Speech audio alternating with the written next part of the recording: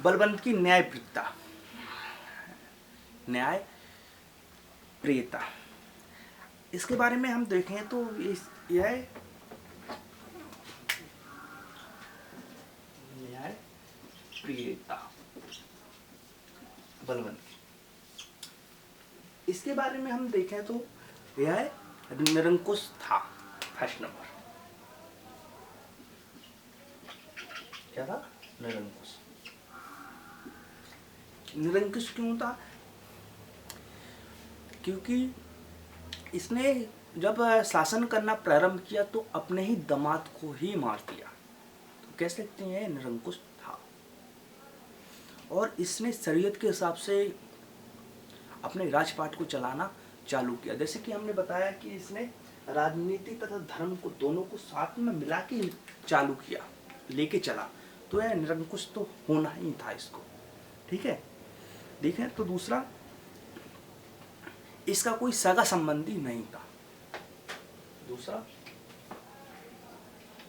सगा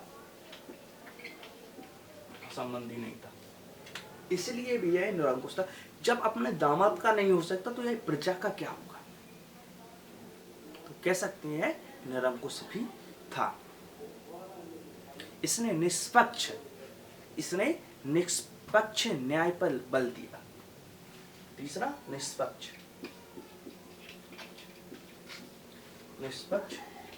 न्याय पर बल दिया।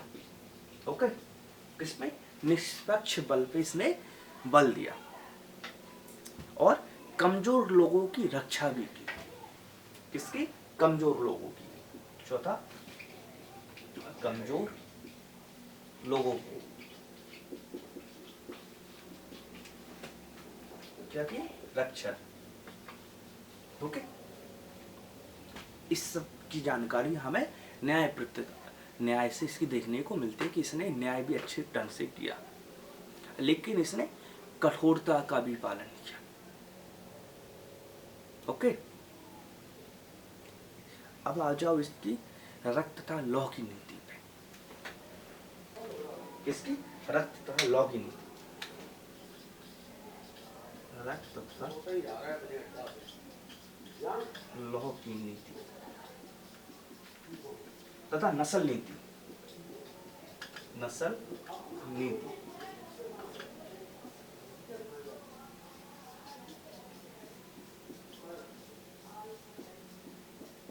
किसकी? रक्त तथा लौ की नीति पे भी हमें देखने को इसके बारे में देखने को मिलता है। अब रक्त तथा लौ की नीति में देखें तो जैसे कि हमने आपको बताया भी है कुछ इसके पॉइंट, किसने रक्त तथा लौ की नीति, इसने शरीयत के हिसाब से कानून चलाया। क्योंकि अगर हम देखें तो शरीयत सिर्फ मुसलमानों पे आधारित है, हिंदुओं पे नहीं। उनका ही फेवर ज्यादा करता है। तो कहीं ना कहीं इससे मेवाती तथा राजपूत दोनों ही को ही तकलीफ थी। तो कह सकते हैं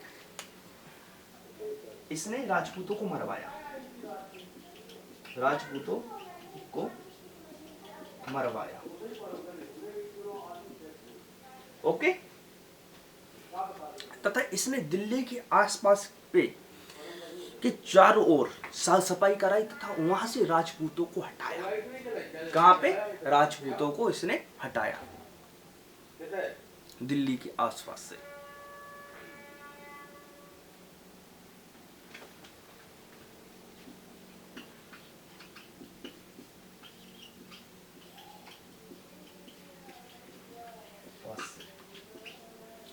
और किले की जो चारों ओर राजपूत कहीं ना कहीं इसके जंगल में छुप के बैठे थे और अचानक दिल्ली पे आक्रमण कर देते थे, उनसे इसने बचाया।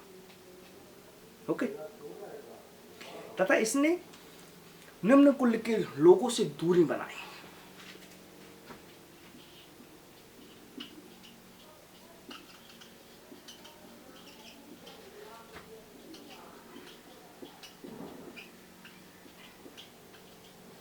दूरी बनाई, यह अपने आप को ऊंचा दिखाना चाहता था और ये निम्न लोगों से दूर रहना पसंद करता था। इसका कहना था कि जितना मैं निम्न लोगों से दूर रहूंगा, जितने लोगों से दूर रहूंगा उतने लोग मेरे बारे में कम जानेंगे और मेरी कमजोरियों के बारे में उन्हें पता नहीं चलेगा। तो यह कहीं ना कहीं मेरे लिए फायदेमंद होगा। यह बलवंत की हमें नीति देखने को मिलती है। ओके। और इसने स्वयं को गुलाम नहीं समझा। ठीक है, क्या कहा कि मैं गुलाम नहीं हूं और मैं अफगानिस्तान का वंशज हूं। कहाँ का? अफगानिस्तान उस समय पे उस समय का एक बोले तो उस समय का एक जाना माना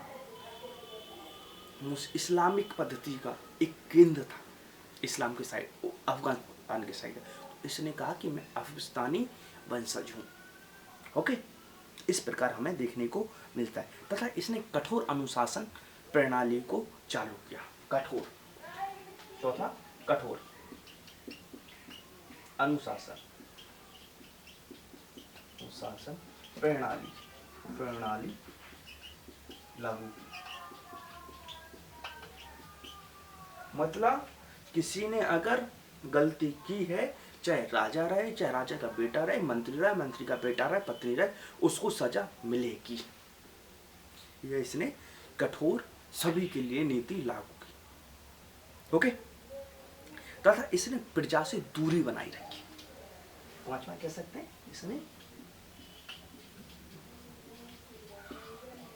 दूरी बनाई रखी। क्यों रखी बनाई?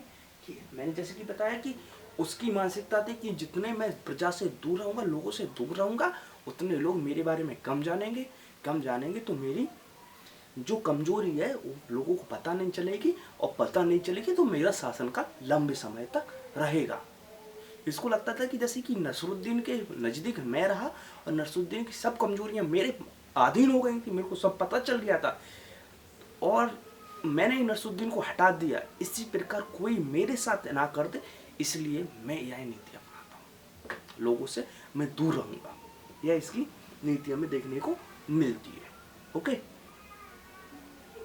यह हमें जानकारियां प्राप्त होती है। तथा इसने रक्त तथा लौ की नीति अपनाई किसके लिए? तो इसने मंगोल आक्रमण के लिए नीतियां। किसके? अब हम पढ़ते हैं नीतियां। इसकी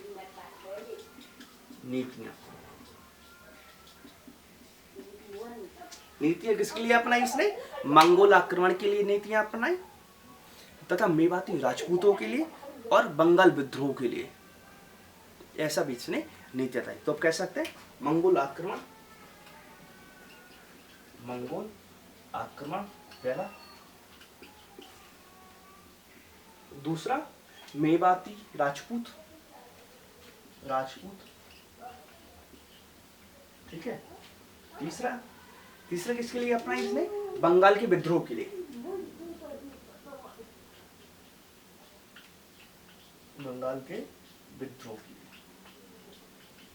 ओके, यह सब इसने नीतियां हमें देखने को इसके बारे में जानकारियां प्राप्त होती है। अब आ जाओ मंगोल आक्रमण। इसको मंगोल आक्रमण में हम देखें तो उसने मंगोलों के लिए दो नीतियां अपनाई। कितनी? इसकी दो नीतियां थी।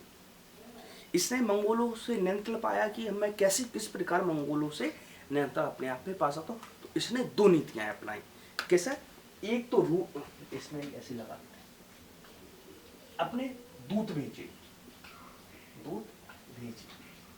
यहाँ पे मंगोल, और मित्रता करने की इसने कोशिश की। और तथा उत्तर पश्चिमी साइड इसने कई किले बनवाए। उत्तर पश्चिम से किले बनवाए। ओके, कितने? इसने किले भी बनवाए। अब आ जाओ राजपूतों के प्रति। जो राजपूत थे उसके क्या किया इसने? दिल्ली के आसपास के जितने भी क्षेत्र थे उनकी साफ सफाई कराई और वहां से राजपूतों को मार मार के भगाया। क्या किया? दिल्ली के आसपास साफ सफाई की। यहाँ जाओ।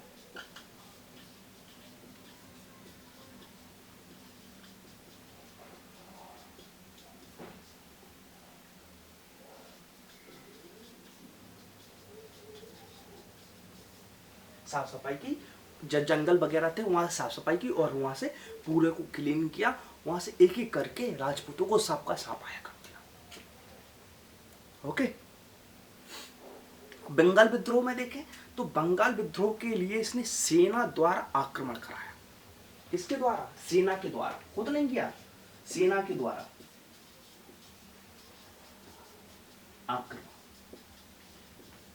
ओके, सेना के द्वारा इसने आक्रमण कराया तथा अपने बेटे, जो इसका बेटे था बुगरा खान, बेटा कौन था?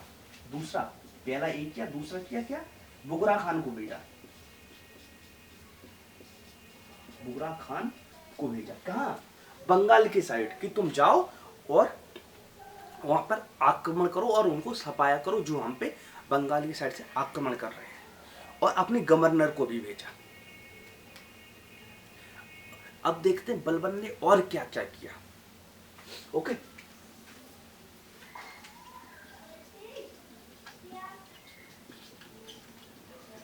क्या क्या किया? ओके, बलबन ने क्या क्या किया? तो इसने ईरानी परंपरा को प्रारंभ किया। किसको? ईरानी, ईरानी परंपरा।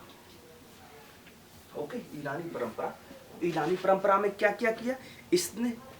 सजदा, पहला सजदा, ओके, सजदा, पैबोसा, पैबोसा, ठीक है, सजदा और पैबोसा, नमस्कार करना, ठीक है। और इसने दूसरा क्या किया ईरानी पद्धति में? नौरोज त्योहार। कौन सा? नौरोज त्योहार, नवरोज बोलती है, नौरोज, ठीक है, नवरोज त्योहार ये प्रारंभ किया। ओके, तथा इसने, अब देखें तो ईरानी के बाद फर्स्ट नंबर का ईरानी हो गया, दूसरा सैन्य विभाग। किसका? सैन्य विभाग, सैन्य विभाग। सैन्य विभाग में क्या किया इसने? सैन्य विभाग में इसने जो दीवान ए अर्ज, कौन सा? दीवान ए अर्ज, दीवान ए अर्ज, अर्ज का गठन किया। दीवान ए अर्ज क्या था?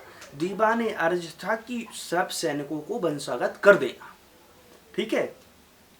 तथा इसने यह सेना का गठन क्यों किया था? मंगोल तथा राजपूतों से बचने के लिए। अब आ जाओ गुप्तचर प्रणाली, तीसरे नंबर पे। गुप्तचर प्रणाली, गुप्तचर प्रणाली में क्या किया इसने? गुप्तचर प्रणाली में देखें तो इसने दीवाने बरीद, दीवाने ए बरीद, दीवाने बरीद का गठन किया। दीवाने बरीद क्या था? यह अपने गुप्तचरों को हर जगह भेजता था और उनसे खुद जानकारियां प्राप्त करता, ठीक है। कैसी जानकारियां प्राप्त करता? यह अपने राज्य में भेजता था, आसपास के राज्यों में भेजता, हर जगह यह अपने लोगों को भेजता था और वहां से जानकारियां प्राप्त करता था। जिसने गलती की है उनको यह सजा देता था। इस सब बलबन के हमें बारे में जानकारियां प्राप्त होती है। ये सब हमें बलबन के बारे में पढ़ना था। ओके,